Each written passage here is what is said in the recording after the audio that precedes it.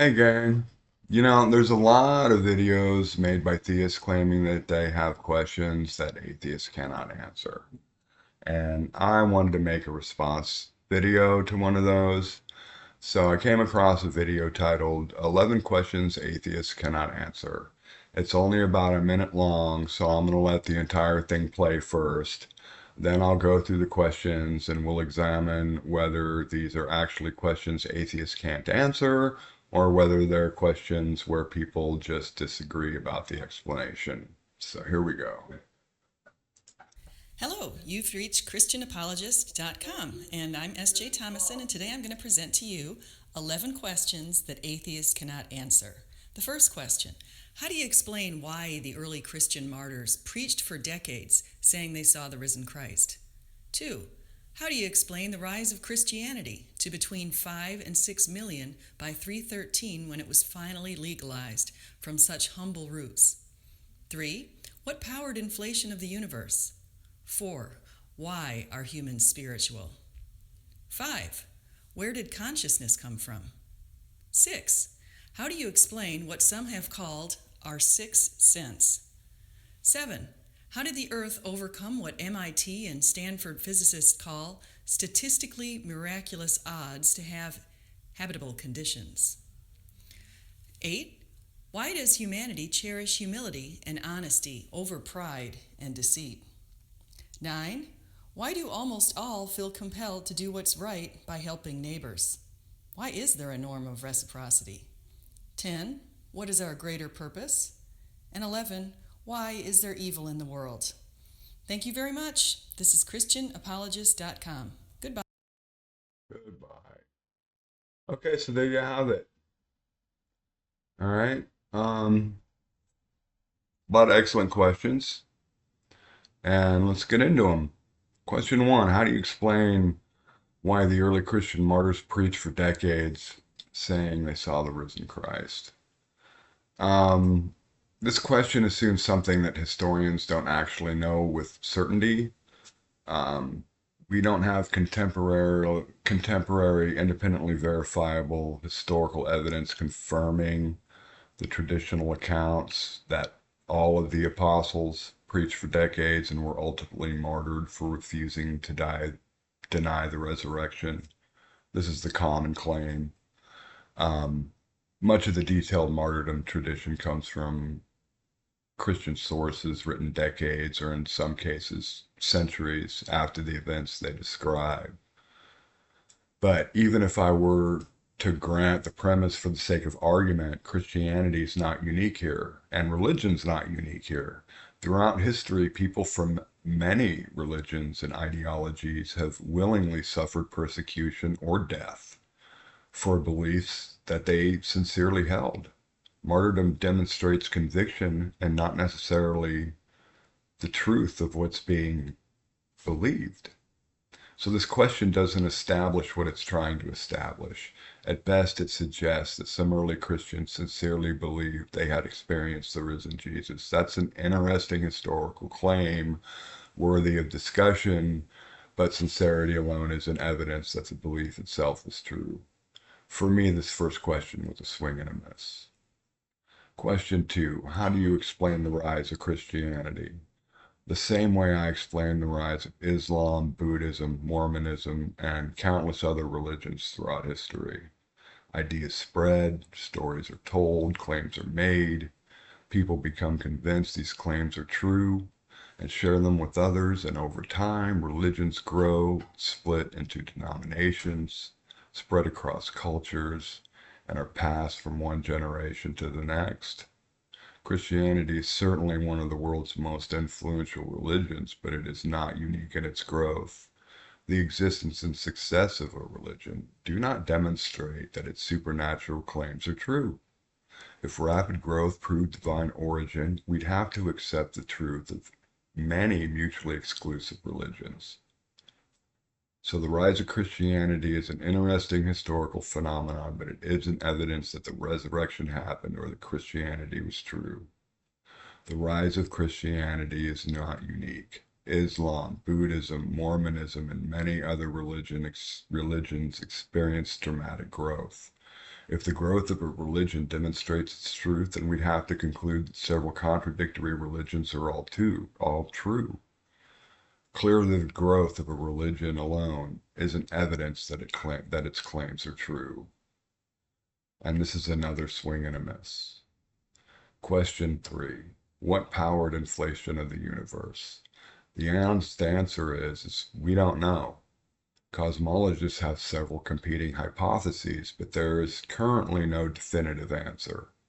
More importantly, an unanswered scientific question is not evidence for God. Simply pointing to something science hasn't fully explained and inserting therefore God is a classic logical fallacy known as the God of the gaps.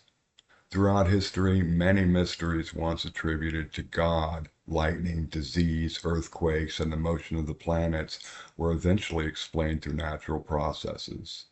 The fact that we don't yet know what drove cosmic inflation doesn't make any particular religious explanation more likely. It just simply means we don't know yet. Question 4. Why are humans spiritual? First, this question is incredibly vague. What does spiritual even mean? Does it mean religious? Does it mean experiencing awe? Does it mean believing in something beyond ourselves? Until that's defined, it's difficult to answer. Humans have been inventing spiritual and supernatural explanations for the world for as long as we've had language and culture. Every civilization has developed beliefs about God, spirits, ancestors, or the supernatural. That tells us something interesting about psychology and culture, but it doesn't tell us whether those beliefs are actually true. The hidden assumption is that because humans have spiritual experiences or beliefs, spirits must therefore exist. That conclusion simply doesn't follow. A widespread belief is evidence that people believe something, not that the belief itself is true. And it's another swing and a miss on that one.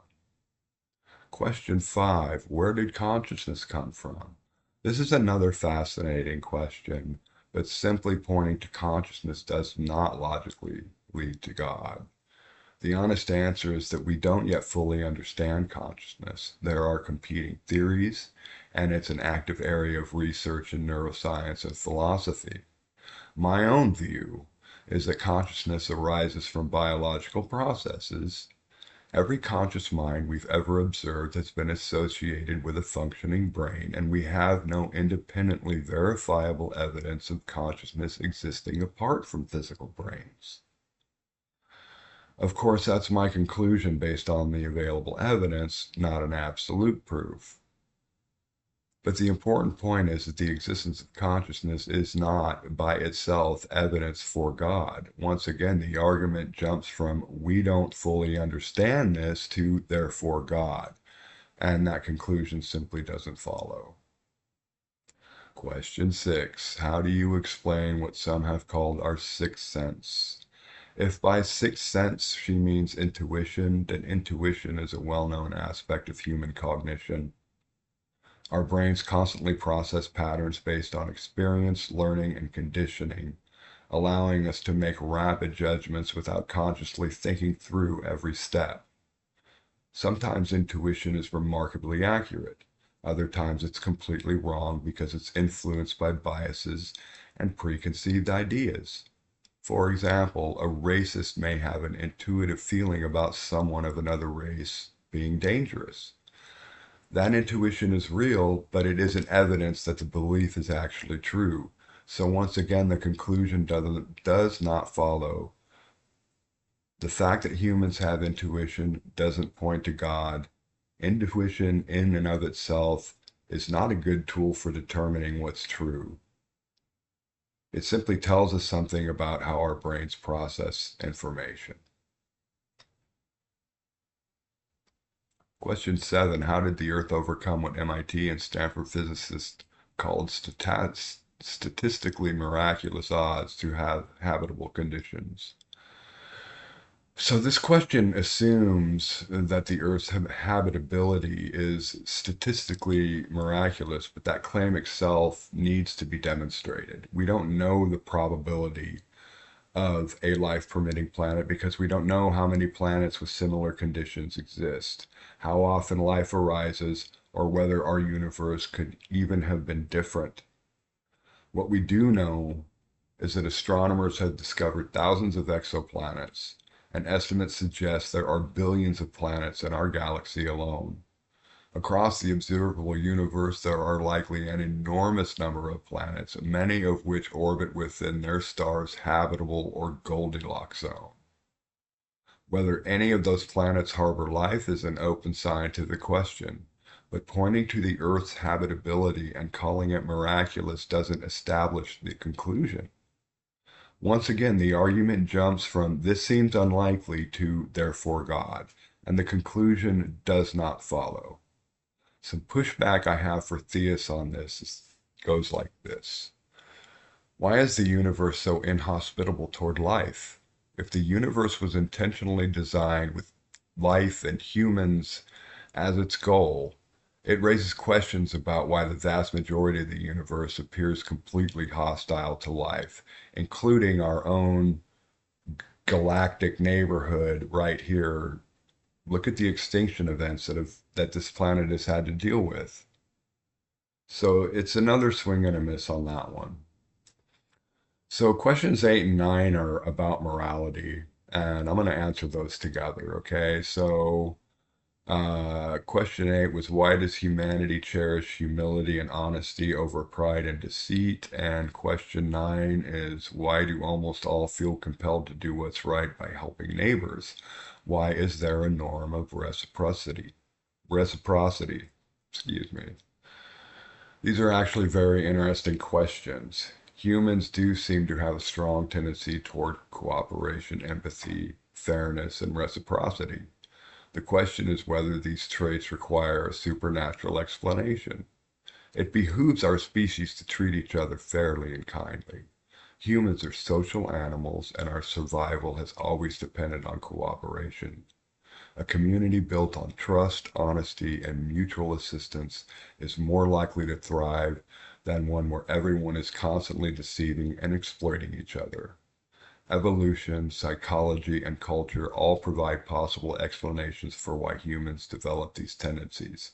We are a species that evolved to live together, raise children together, and depend on one another. The hidden assumption in these questions is that because morality exists, it must come from God. That conclusion does not logically follow. The existence of a behavior or value does not prove its source. We can recognize that compassion, honesty, and fairness are valuable without needing to assume that they were placed into us by a deity. They are simply critical survival skills for our species. Another swing and a miss. Question 10. What is our greater purpose? This is a meaningful philosophical question, but the question itself assumes that purpose must come from an external source. Many things have purpose because conscious beings assign them purpose. A book has purpose because an author created it. A tool has a purpose because someone designed it. But human purpose does not necessarily require a designer or an outside source. People can create meaning through relationships, compassion, learning, creativity, helping others, and pursuing goals that matter to them. The fact that humans ask questions about purpose tells us something interesting about human consciousness. But the existence of that question does not prove that there is a specific purpose given by God. The hidden assumption is, if God did not assign our purpose, then we have no purpose. That's a philosophical claim and not a demonstrated fact. Question 11. Why is there evil in the world? This is one of the deepest philosophical questions humans have asked, but it is important to recognize that this question does not automatically point to God. In fact, it creates a challenge for certain concepts of God. If God is all-powerful, all-knowing, and perfectly good, then why does a world containing extreme suffering and evil exist? The common responses include ideas like free will, the need for suffering to develop character, or the idea that humans cannot understand God's higher reasons. These are philosophical responses, but they also raise further questions. An atheist can explain the existence of evil through natural process, evolution, human psychology, social conditions, and the actions of conscious beings with competing interests. The existence of evil is real and an important problem, but saying evil exists, therefore God, does not logically follow. The question is actually part of a much larger debate about whether the existence of suffering is compatible with an all-good, all-powerful deity. Another swing and a miss. Okay, we're at the end, gang. If you made it this far, thanks for watching.